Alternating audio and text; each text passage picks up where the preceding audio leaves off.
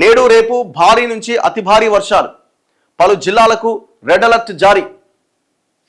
So ఇప్పటికే హైదరాబాద్లో వాన పడుతున్నది. బంగాళాఖాతంలో ఏర్పడ్డ అల్పపీడనంతో తెలంగాణలో సోమ మంగళవారాల్లో భారీ వర్షాలు కురుస్తాయని హైదరాబాద్ వాతావరణ కేంద్రం తెలిపింది. సోమవారం ఉత్తర తెలంగాణలోని కొన్ని ప్రాంతాల్లో భారీ వర్షాలు కురుస్తాయని పేర్కొన్నది. ఆసిఫాబాద్, మంచిర్యాల, కరీంనగర్, పెద్దపల్లి, జయశంకర్, భూపాలపల్లి జిల్లాల్లో భారీ నుంచి అతి భారీ వర్షాలు కురిసే అవకాశం ఉందట.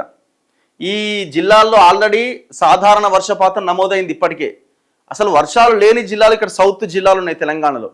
మహబూబ్నగర్ కానీ, రంగారెడ్డి కానీ, నల్గొండ కానీ, ఈ జిల్లాలో అసలు చాలా ప్రాంతాల్లో వాన లేదు. ఇక్కడ పడతలేవు, కానీ వానలన్నీ అటే పడుతున్నాయి, మళ్ళీ అటే పడుతున్నాయి. ఈ జిల్లాలకు రెడ్ అలర్ట్ జారీ చేసిరట.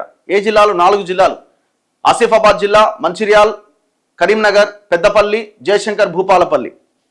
సో ఈ జిల్లాల్లో భారీ నుంచి అతి భారీ వర్షాలు పడతాయట. రెడ్ అలర్ట్ కూడా జారీ చేశారు. అయితే మంగళవారం అంటే రేపు ఆదిలాబాద్, ఆసిఫాబాద్, మంచిర్యాల, నిర్మల్, నిజామాబాద్, జగిత్యాల, పెద్దపల్లి, భూపాలపల్లి, ములుగు, భద్రాద్రి కొత్తగూడెం, మహబాద్, వరంగల్, హన్మకొండ, రంగారెడ్డి, హైదరాబాద్, మేడ్చల్, వికారాబాద్, సంగారెడ్డి, మెదక్, కామారెడ్డి జిల్లాల్లో అక్కడక్కడ వర్షాలు పడతాయట. ఈ జిల్లాలకు రేపు ఎల్లో అలర్ట్ జారీ చేసిరట. అయితే చాలా రోజుల తర్వాత రాష్ట్రమంతటా ఆదివారం తేలికపాటి నుంచి మోస్తరు వర్షం పడ్డది.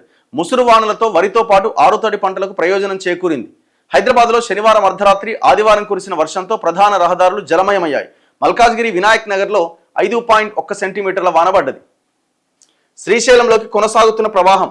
శ్రీశైలం జలాశయంలోకి వరద ప్రవాహం స్వల్పంగా కొనసాగుతోంది.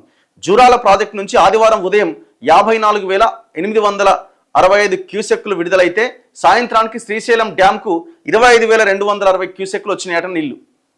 ప్రాజెక్టు గరిష్ట సామర్థ్యం 215 టీఎంసీలు అయితే ప్రస్తుతం 168 టీఎంసీలు ఉన్నదట. ఇంకా చాలా రావాలి. నాగార్జున సాగర్కు ఎగువ నుంచి 29,250 క్యూసెక్లు వస్తున్నది. ఎస్ఎల్బీసీ ద్వారా 1,500 క్యూసెక్లు వదిలేస్తున్నారు. డ్యాంలో 312 టీఎంసీలకు గాను 176 టీఎంసీలే ఉన్నాయి. అంటే సగం నీళ్ళే ఉన్నాయి.